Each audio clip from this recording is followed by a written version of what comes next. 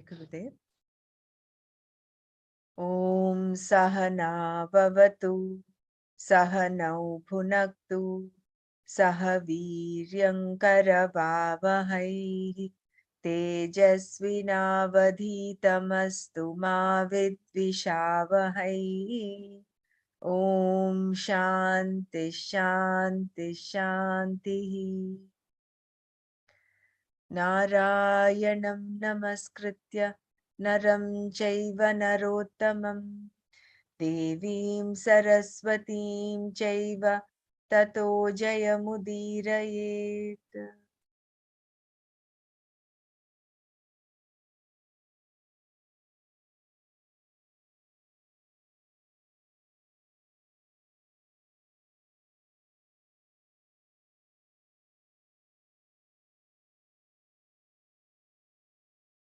Yeah, before we go to our chapter 12, we'll just do a little quick recap of what we learned today in chapter 13. Anyone wants to share? Please go ahead.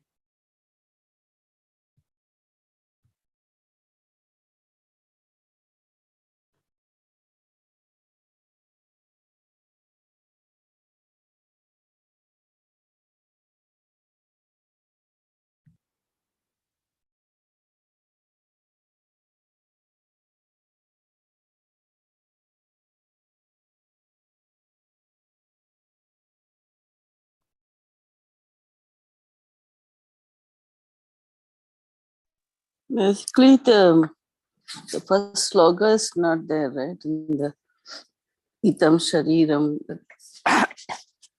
So, Bhagavan is saying that the Sharira is a Kshetra, and then the Kshetrajna is the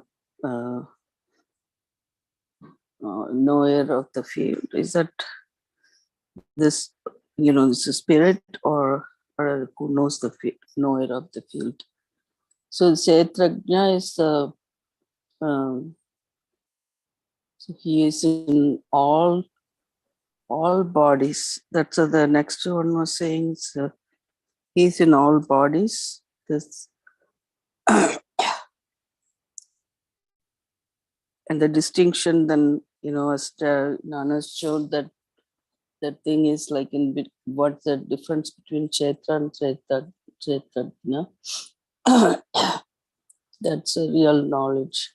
So Yeah, so we'll just do the that. difference is, yeah, that was really nice. Like all the Kshetra is basically Mithya, and then where Kshetrajna is the real. So whatever the characteristic of Mithya is in that part, and then the other is the whatever we talk about Atma is like Correct. yeah. Basically, And Atma. And yeah, it's also this Idam Shariram is not just this body, but you can extrapolate it to Idam Jagat. So the whole Jagat is considered that Kshetra, yeah, includes the Sthavaram Jangamam, all those that are moving, your own body, all those that are moving, as well as immovable things like mountains, trees, right, and all of them. So yeah. all of that put together in one group It's is actually the whole universe. He put it in there, correct. right? Correct. Yeah. So I mean, it is nice to go over all these points, and I just thought, I mean, yeah, go ahead. Yeah. It's so amazing, like the way this every chapter you learn, it's kind of Kshetra, Kshetrajna. So Kshetrajna is the one who knows what Kshetra is, or And true knowledge is the knowledge of the Kshetrajna, that you are the Kshetrajna. That is true knowledge. The one who knows the Kshetrajna, and that is there in all beings, right. is true knowledge. That is Jnana. That is what Arjuna You had asked. reach Those sets of three things. He asked him, what is the Kshetra, what is Kshetrajna, what is Yeah. Purusha, what is Prakriti, and what is Gneyam and what is Jnanam. So Jnanam, right. Those three, three things. Yeah.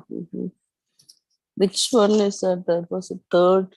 No, that was the first. first two Actually, in sloka. in some books, Nana said it's not there, but Oh yeah, Swami yeah, yeah, yeah. That's not there in that book. I do. Book I have, it doesn't have that yeah, sloka. may That's not why. have.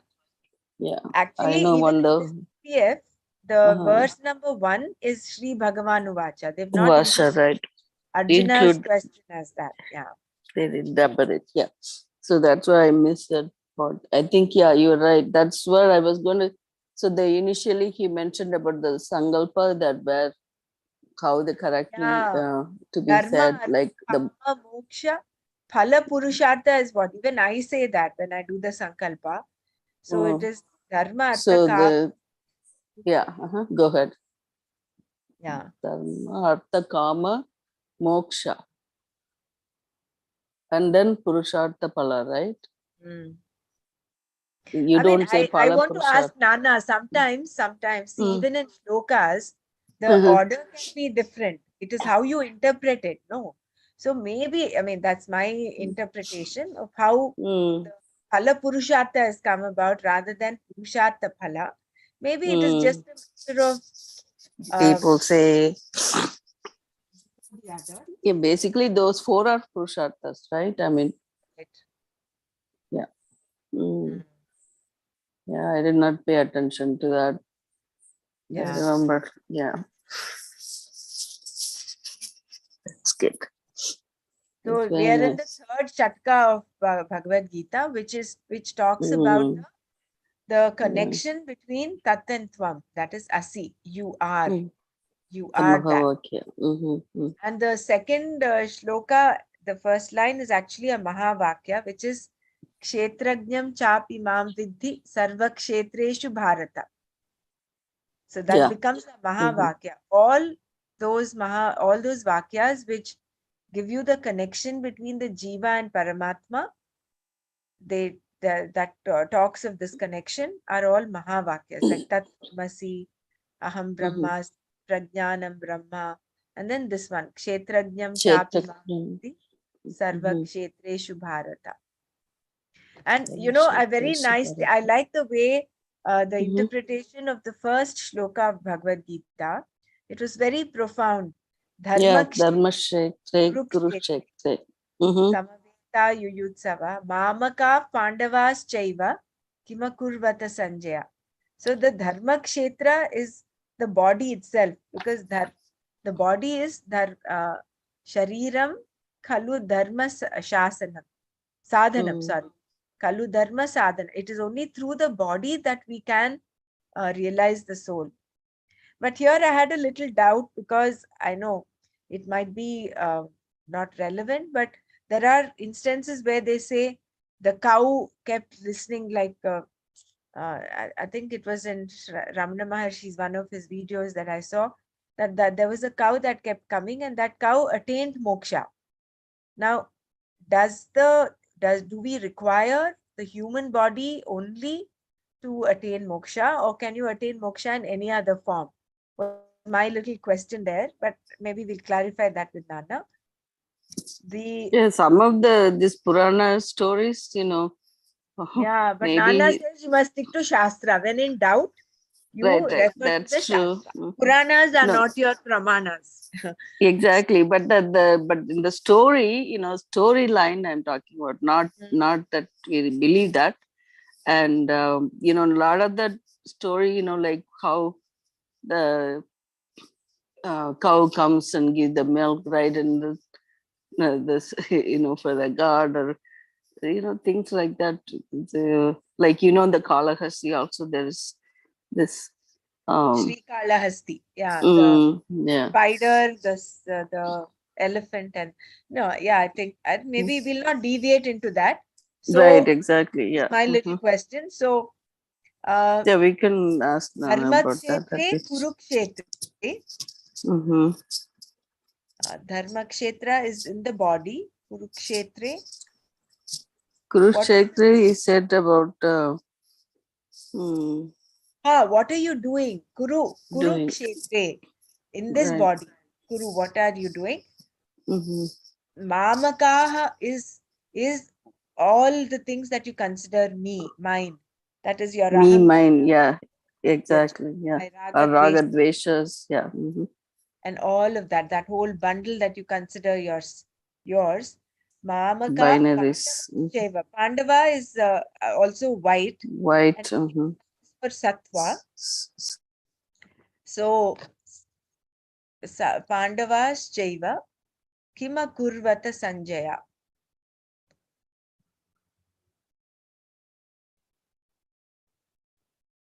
I will need to get the actual import of this. So, what is, although that Dhritarashtra was blind, Mm-hmm. uh, that's great. I mean, if you can if you interpret it in this other way, Mm. it gives you a totally different, it's like not the literal meaning, but it's the lakshyartha. It is the implied meaning. Yeah, even in the story, he become greedy, right? Even though that whole that what do you place that Hastinapura belonged to.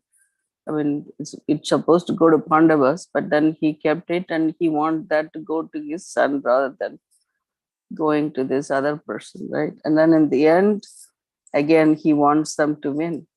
That's how that's in the end also that happens. So it's more and more, when you have attachment, he is so attached to his son. So when you have that kind of attachment, you get into that trap. Yeah. Yeah.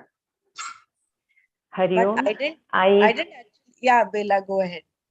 yeah, please you go ahead. You were telling something. No, the first shloka, I was trying to figure out what was the actual question. Rana explained the individual words, yes, but I didn't quite get the whole gist of the first verse, the implied meaning. Dharma kshetre kurukshetre samaveta. Yeah, Hari He Om, was. Brahmaraji. That's Yeah. Mhm. what my little understanding is that whenever we have that question, what about me, Mamaka? That time, the other side, there is always the sattva we have to assume, and we have to assume that we are becoming Dhritarashtra, and we are trying to figure out this. The other side, whoever it is, we have to assume that that is sattva, and we have to come back to our own kshetrajna knowledge, gnya. Kshetra, kshetrajna. Only gnya is different, right? So we have to come back to that understanding whenever we become like a Dhritarashtra, feeling mamaka, what about my, when we compare the other side. So it is always my simple understanding that we have to assume that we are again confining ourselves to the body jnana, and we are forgetting that the other side is sattva, and which is kshetrajna. Hmm. Very nice. Yeah, thank you.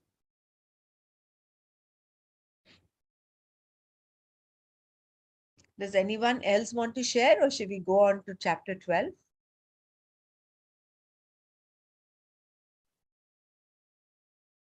Yeah. So what Nana has advised us is we continue chapter 12 till we reach that Adveshta Sarva Bhutanam, that shloka, and then from there we go back to chapter 3, continue till we come to chapter 12, and then do the Adveshta Sarva Bhutana. I think we'll follow that. I mean, on behalf of all of us, I had to ask that because I was kind of lost. I said, what are we doing? We're doing little bits and pieces here and there. I wasn't very sure whether we should start chapter 13 because that is completely a different. Uh, Brahmaraji, could you please share that Nanaji's synopsis today? Kshetra, yeah. That I kshetrajna. will share. I will email it. I formed an emailing group for all those who Okay. requested the Dhanyavad. Mahabharata. Yeah. I will share that, and certainly I will do. I'll put it in the group also, in the WhatsApp group.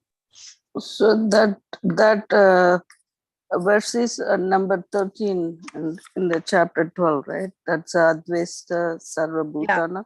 yeah. Okay. Okay. So that's 13. So we So after stopped at that, Brahman is Kutastha, right? We have to start from here, I think. So I'll just do a little bit yeah, I missed before. it yesterday. So I don't know. Mm. Sorry. Yeah. So the I didn't removal have a of chance to review it. okay. The removal of ignorance occurs in the mind, and therefore it is proper to say that it has to be known by the mind. At the same time, it is not an object of the mind. Paradoxes like these are revealing. They are not meant to stun your reasoning.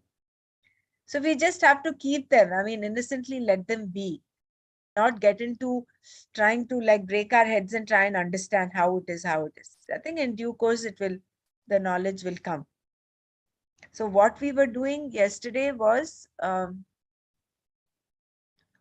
if Brahman is Achintya, how is one to know Brahman?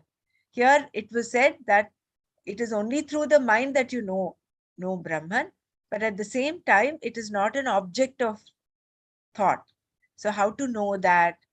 So instead of getting stunned by reasoning, trying to break our heads, just let it be. They are revealing. So we just have to contemplate on that. Brahman is Kutastha. Kutastham, Shankara gives a meaning based on the commonly understood meaning of Kuta, which is false as seen in such expressions as Kuta Rupakam, false testimony. Something that looks appealing externally, but on closer examination is found to be otherwise, is Kuta Rupaka. It has a false appearance. False testimony appears real when it is being presented, but is in fact different from the truth. That is Kuta. I'm thinking like a mirage, it looks very inviting, like there is water out there. But as you go closer, there is actually nothing there. Kutastha means that which abides in Kuta. Kute tishtati iti kutastha. What is Kuta here is Maya. The witness of Maya, that which is behind it, is Kutastha Atma. This is Brahman, the basis of truth, Adhishtana of Maya, and the witness, Adhyaksha.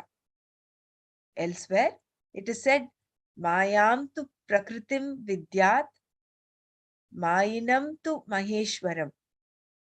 May you understand that the immediate cause of everything is Maya, and the one who wields this Maya is the Lord.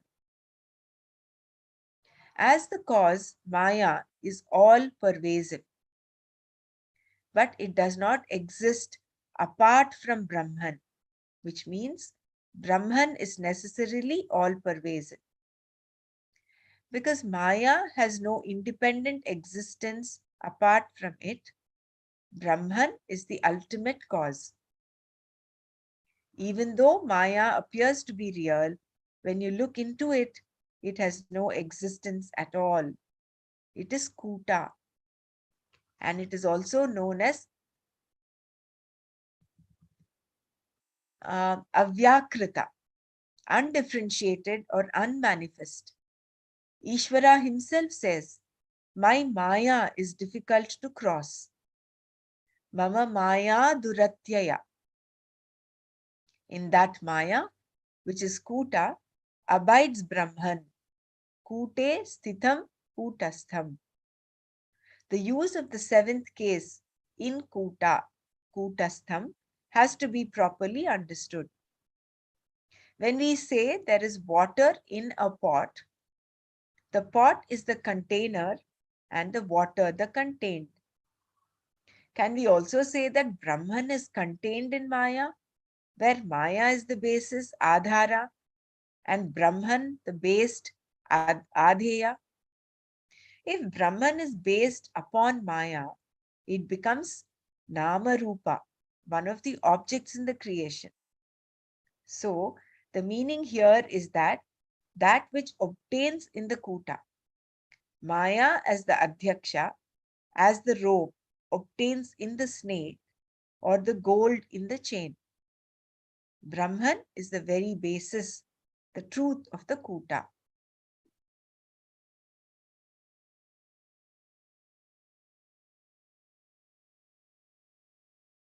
So the meaning here is that which obtains in the Kuta, that is Maya, as the Adhyaksha. So Brahman is like the rope that obtains in the snake. Maya is the snake and rope is the Brahman. Alternatively, Shankara says it is in Kuta, like Rashi, a sign of the zodiac. The Rashis are fixed, even though the planets keep moving. From the standpoint of these stationary constellations, the movements of the planets are observed. Just as the Rashi is the stable basis from which all the planetary changes are measured, Brahman is the stable basis upon which the ceaselessly changing Maya is based. Or Kuta can mean anvil. Like an anvil, it remains. Kutavat tishtati iti kutastaha.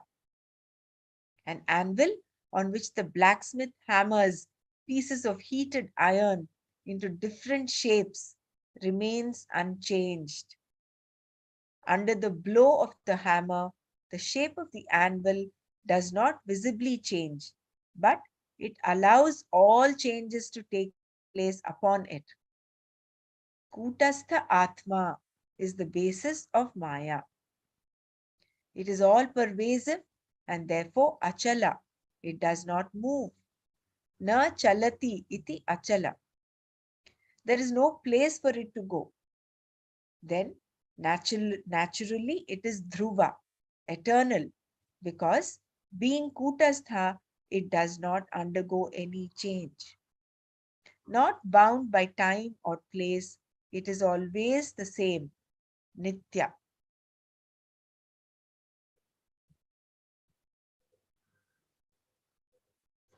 So But in I didn't get that. But when you say Kutasa, is that false, right?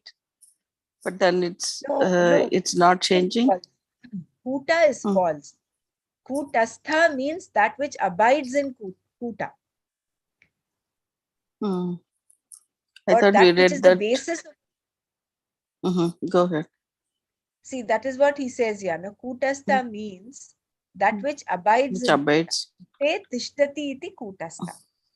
Mm. Here, Kuta is the Maya, and what is the cause of Maya? The cause of all causes. Although Maya is the cause of all the manifest world, there is a cause behind it. I mean, it is false appearance. Maya is like the snake on the rope. As you approach and put light, you will notice that the rope is the rope and it's not a snake. So Kutastha is Brahman. So here Swamiji gave elsewhere. It is said, Mayam tu prakritim vidyat, Mayinam tu Maheshwaram. That is in the Shvetashvara Shvetashvataropanishad.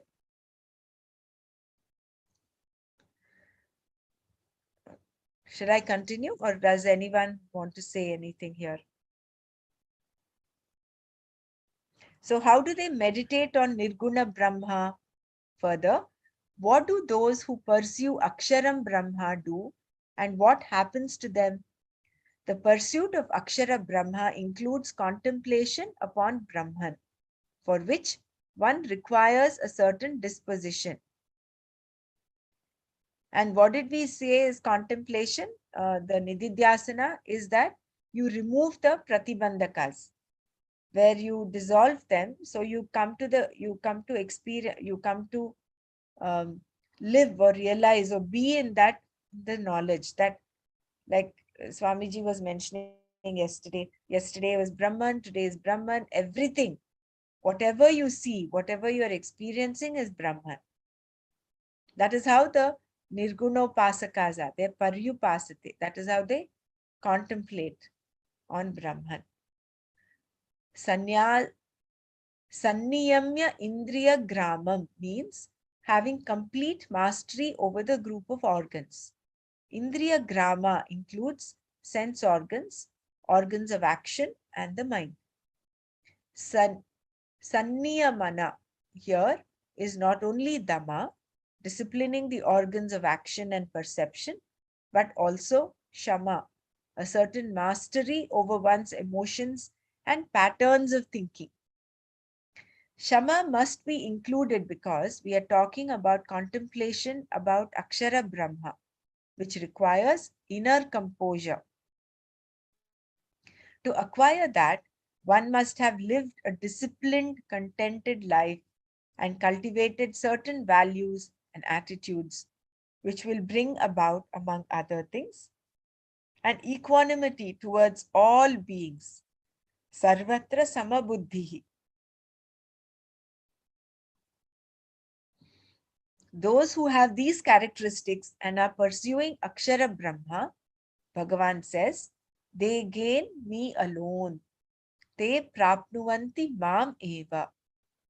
They gain the Lord who was described in the previous verse as all-pervasive, sarvatraga, always connected to all things, kutastha, the basis of everything, and achala, motionless. These words describe the content of their pursuit, but they still have to live their lives. It is not that they always think about the kutastha atma. They have to relate to people, and the situations they find themselves in are not always pleasant, even if they are sannyasis. They may be committed to Akshara Brahma, but they still have to face the world. A sannyasi has to meet various situations and take care of his physical body. This verse shows his discipline by the phrase Sanniyamya Indriya Gramam and his response to various situations by Sarvatra Samabuddhayaha. Sarvatra can mean in all places or at all times. There are people who have the same disposition, Samabuddhayaha, in any situation, Sarvatra. To the various situations in life, the mind has different responses. Its nature is to change. So, thoughts, attitudes, and moods are constantly in a flux. A certain situation upsets you, another elates you, another depresses or makes you angry. This is the lot of every person. But those who have undergone the discipline of a life of karma yoga are not subject to these vagaries of the mind. They are samabuddhis. They maintain their composure in any situation. The mind has different processes of thinking, which in themselves do not cause any problem. The problem lies only in being subject to reaction. Sarvatra samabuddhaya are those who have neutralized raga dveshas by living a prayerful life. Ishwararpana buddhi is the distinguishing feature of karma yoga.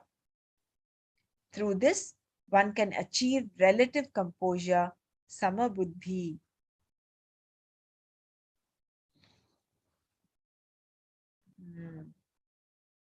You know, I just wanted to share here when Swamiji mentions something about the thinking process. No, where is that?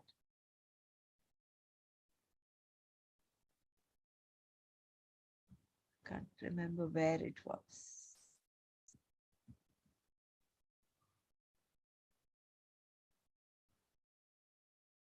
Yeah, so here Sanniyamya not only Dhamma, it is also Shama.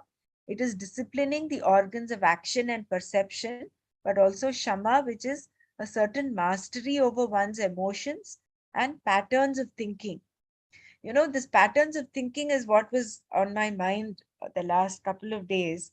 Is we have to refine our way of thinking. No, it's ultimately thought process that goes on, and those little stories that we build in our mind. And for Mhm. this, for the patterns of thinking, it just occurred to me that in our happiness program, we are given the thought process that we'd have to follow in every situation. We just have to put in those 5 sutras in there. The opposite values are complementary, accept people's situations, do not see intention. Yeah. And then the present moment is inevitable. Do not be a football of others. So if you can process your thinking along these 5 points, then you are like living the life of a karma yogi, and that will be proper thinking. No, it just clicked, it just occurred to me, so I thought I'll share that with you, because that was kind of uh, up on my mind. How do we Yeah. channelize our thinking so that we are in the right track? So it just Mhm. wanted to share this, that just occurred to me here. Gurudev has given Samrat, us a you road. nailed it. Huh? You nailed it exactly. Yeah, he's given us a roadmap. We just have to follow that. We don't need to really put our heads and break our heads on that at all. So it's there, proper thinking. So that we won't accumulate the karmas also by Yeah, using these 5 points. yeah.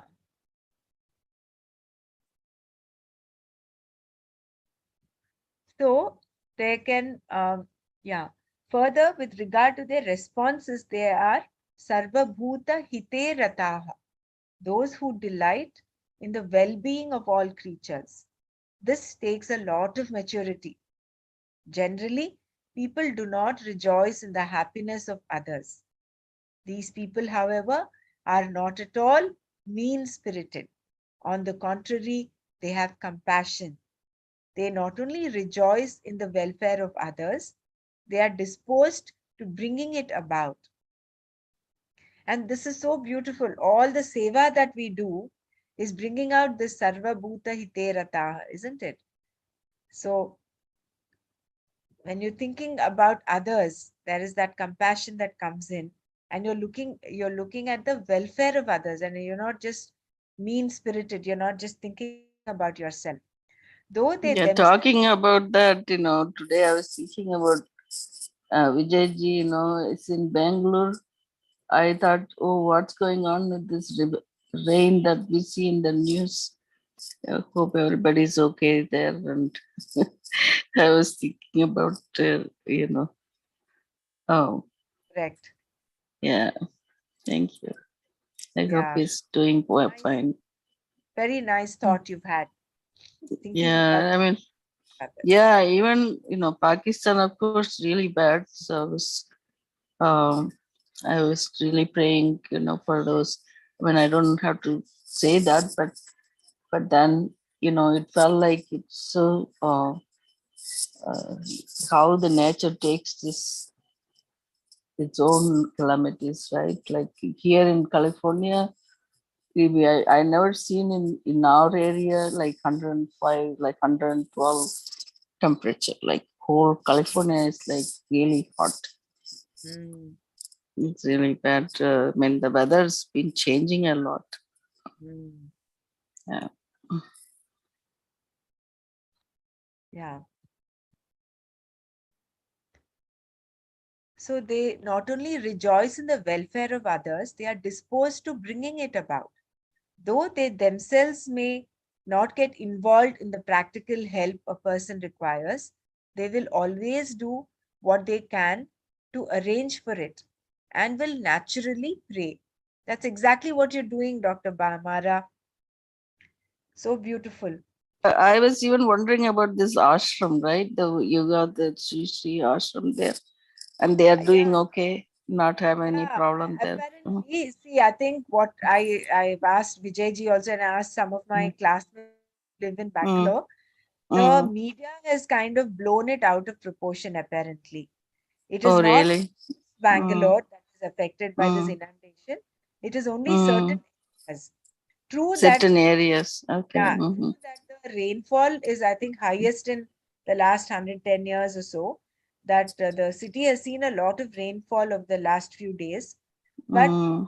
the situation is not as grim as the media projects it. Projected, I see. Mm, Yeah, I know. because even I'm planning to travel to the ashram for Navratri. My husband Oh. has already started sending me pictures of Bangalore and saying, maybe you should think twice about it. But then I said, Wow. it's still Mm. another 15 days time and things can change. So I Oh. specifically asked Vijayji, how is it from airport to ashram? So then Oh. he, You're able to get there. yeah, I think it Oh, will that's nice. down by then. How long are you going to be there? Yeah, I'm planning to be Just there mm, for 10 days, I think. 10 10 days. days Oh, or so, okay. yeah. Yeah, that's nice. Maybe I can visit all of you guys one time. Yeah, I'm why planning don't to we go to, do that? We'll nicely meet up each other. yeah, it'd be nice. Actually, I'm planning to visit my mother and I'm leaving on 20th of this month. Ah, So you I have are? to catch up with, yeah, but I'm going Okay, to I will Chennai though. talk to you later. Yeah, I'll talk to you later. later Yeah, about we'll talk We'll later. continue with this and I will connect with you later. Okay. Yeah, great. Thank you. Um, so they not only, if they're not able to get involved in the practical help a person requires, they will always do what they can to arrange for it and will naturally pray. That prayer itself makes a person sarva bhuta hite rataha. Such people live a mature, compassionate life, which is very important for enjoying the mind required for contemplation. Bhagwan mentions these qualities here to point out that one has to acquire them. Knowing this Akshara Brahma, they reach me alone, Bhagavan says. Te mam eva prapnuvanti. Second. Mm. Then they have gone on shifting the emphasis, they alone reach me, te eva mam prapnuvanti. They have gone through the process of karma yoga and have a sufficiently prepared mind, antahkarana shuddhi, to know and therefore gain me. It is such people only, te eva, who through knowledge gain akshara brahma without any let or hindrance. Their viveka is mature, so nothing will stop them from reaching me. Therefore, Shankara says, there is nothing to say about them. Na tu tesham vaktavyam kinchit.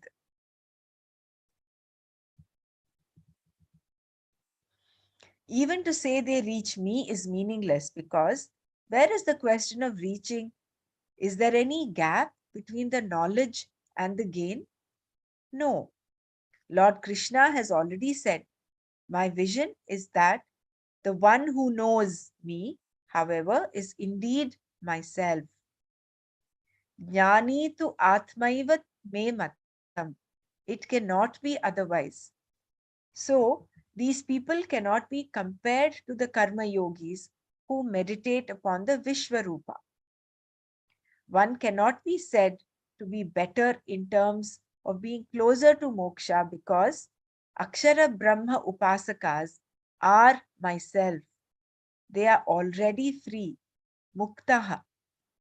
That is why Shankara says there is nothing to say about them. And that is why Shankara says, Tavat tishtantu, let them be. Do not meddle with them.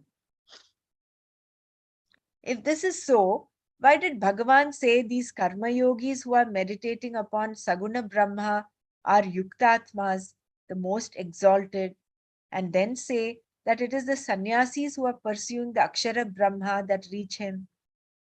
Though he said the karma yogis are the most exalted, he did not say that they reach him. Is reaching him less than doing what is required to reach him? The karma yogis are just given a nice name, yuktatmas, and left to labor at their karma yoga, while the others are quietly with Bhagavan, working so hard they are still not reaching Bhagavan, while the sannyasis simply sitting under a tree. I'm just laughing at Swamiji's humor. Sitting under a tree are getting everything. What is this seeming iniquity? From the standpoint of those Nirgu Brahma who have to reach Bhagavan, Nirguna Brahma, I think that is. The karma yogis who are doing upasana on Saguna Brahma are yuktatmas. The characteristics described in this verse are not acquired without a lot of karma yoga. If one has them, one is almost a jnani. Where is the person who is not bothered by any situation, who is always composed? So, among those who are pursuing in terms of qualification, adhikaritva, these people are yuktatmas.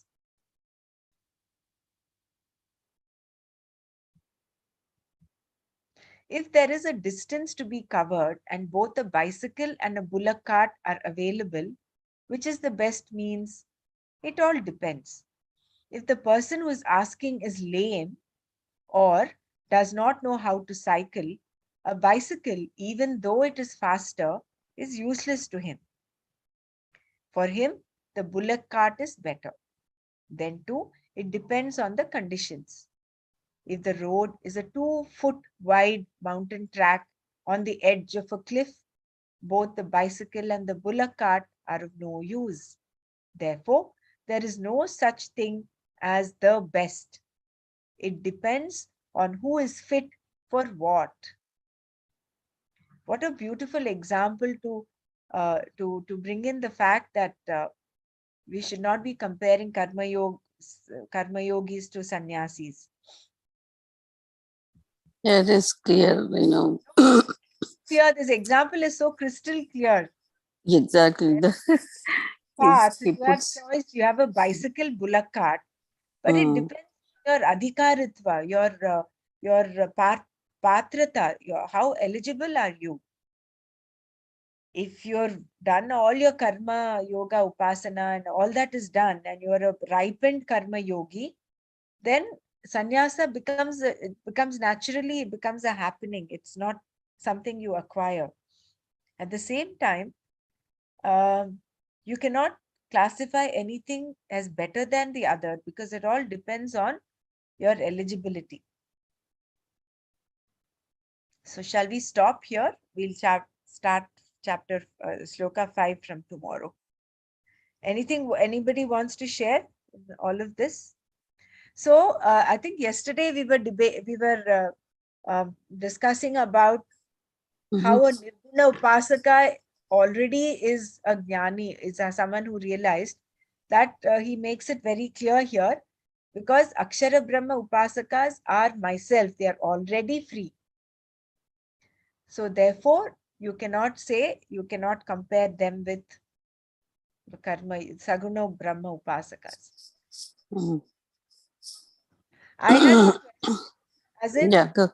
in our Sahaj Samadhi meditation, we take the charged sound and the mantra and then we do.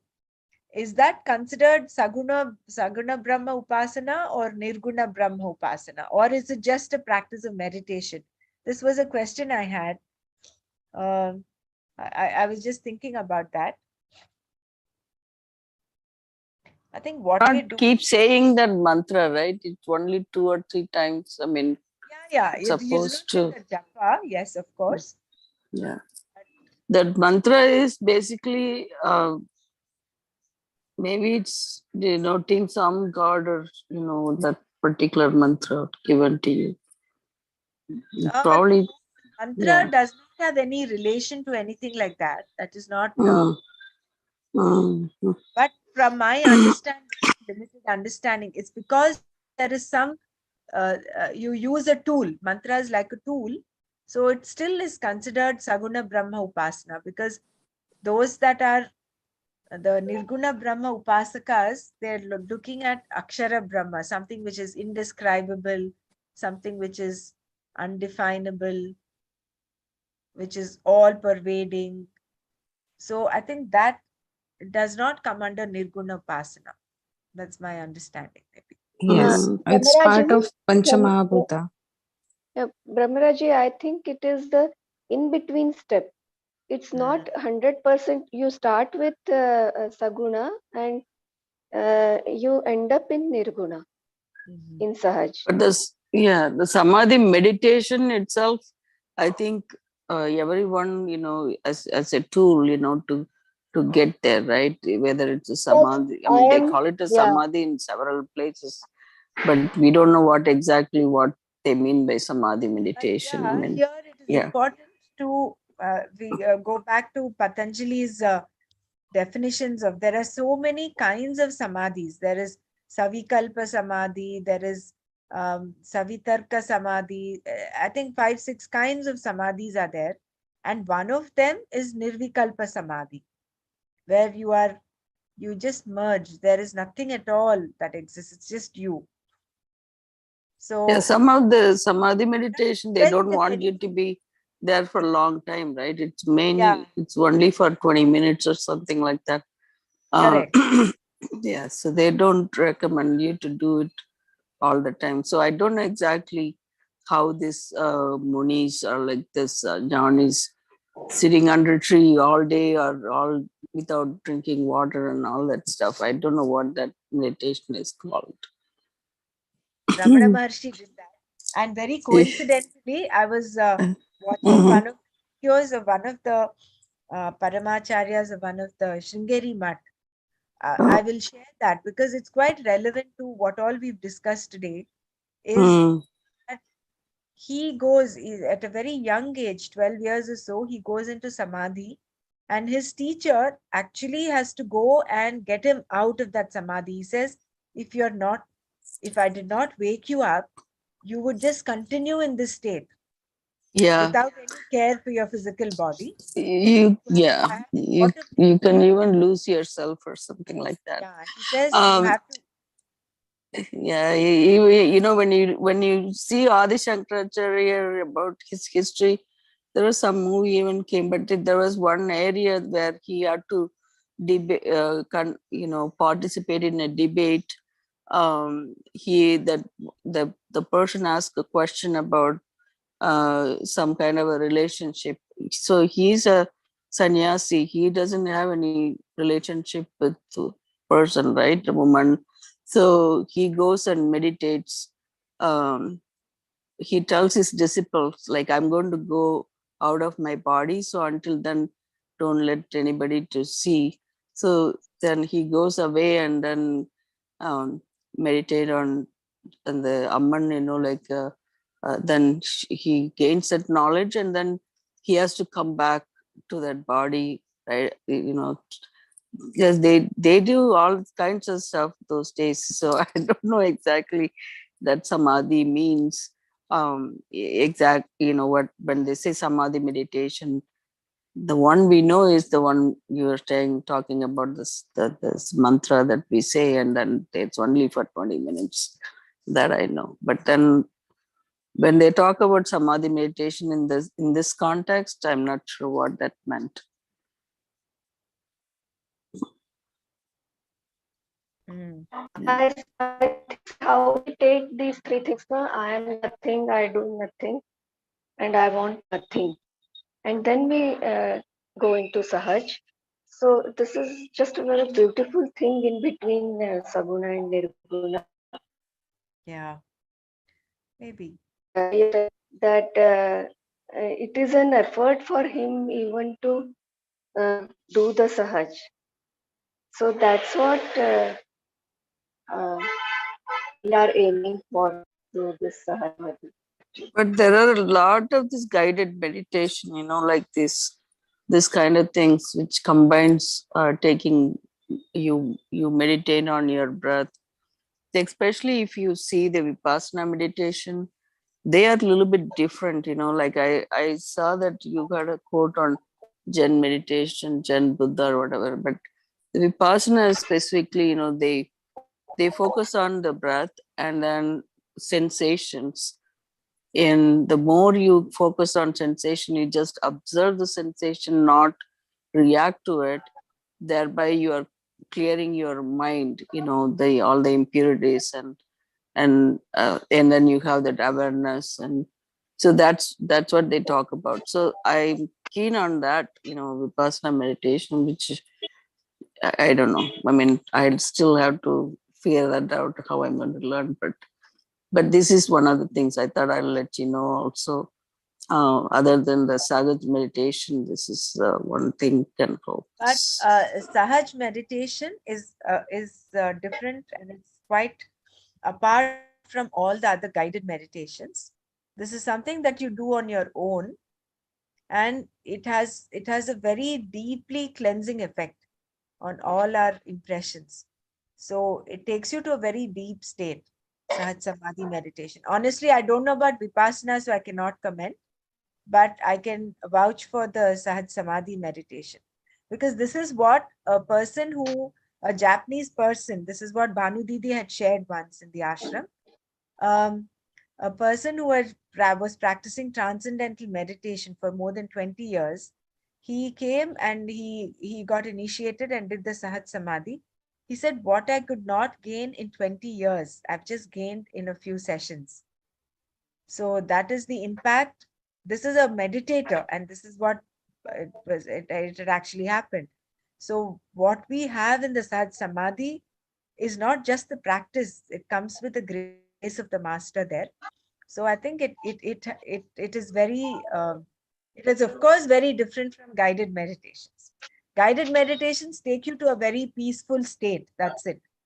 But Sahaj takes you to a certainly deeper level. I was wondering whether one of us can do a bit of homework and share the different kinds of samadhis.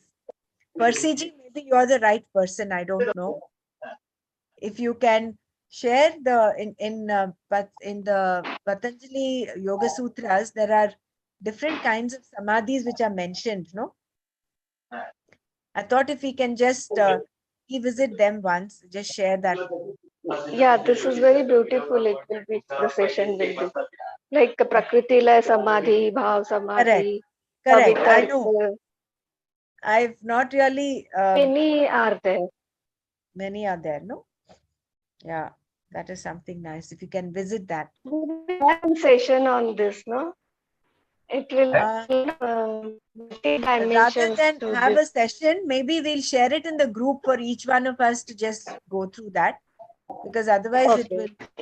we'll lose the track in the Bhagavad Gita thing chapter that we're doing. So Only one thing I need to add here yeah.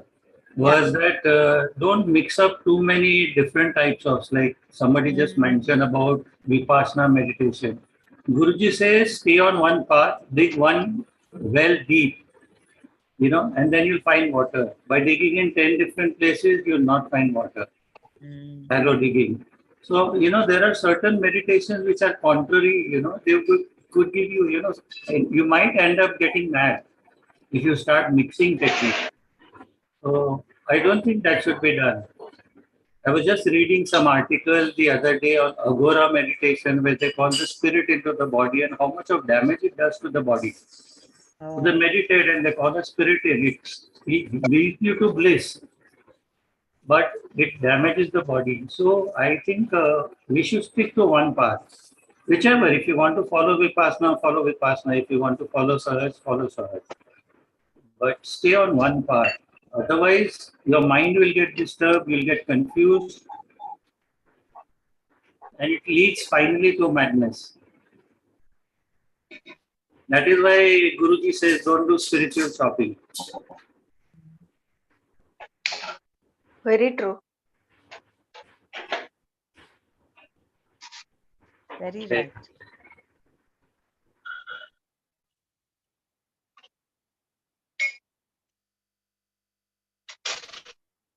Yeah, so I will share this video that I saw yesterday. I was debating whether I should share it on the group or not. But after reading today's Manana and going through whatever we've had, there is one part where Swamiji says these sannyasis cannot just stay in that state. They have to come back. They have to look after their physical body. They have to take care of other things as well. So this video that I saw, it's a 20-minute, very beautiful video about the life story of one of the Jagat Gurus of Sringeri Mutt, how he got the knowledge of yoga from Shiva, and then how his master guided him through, initiated him. I will share that. That explains quite a lot of our little doubts that we had about how do they just sit? Are they in samadhi for that time? What happens to them? Yeah, let me share that in the group, and those of you interested can take a look at that. And I will share this the Word document on Kshetra Kshetrajna, the thing notes that Nana made, and yeah, we'll conclude today. Loka samasta sukhino bhavantu. Om Shanti Shanti Shanti. Sarvam Shri Krishnarpanamastu. Jai Gurudev.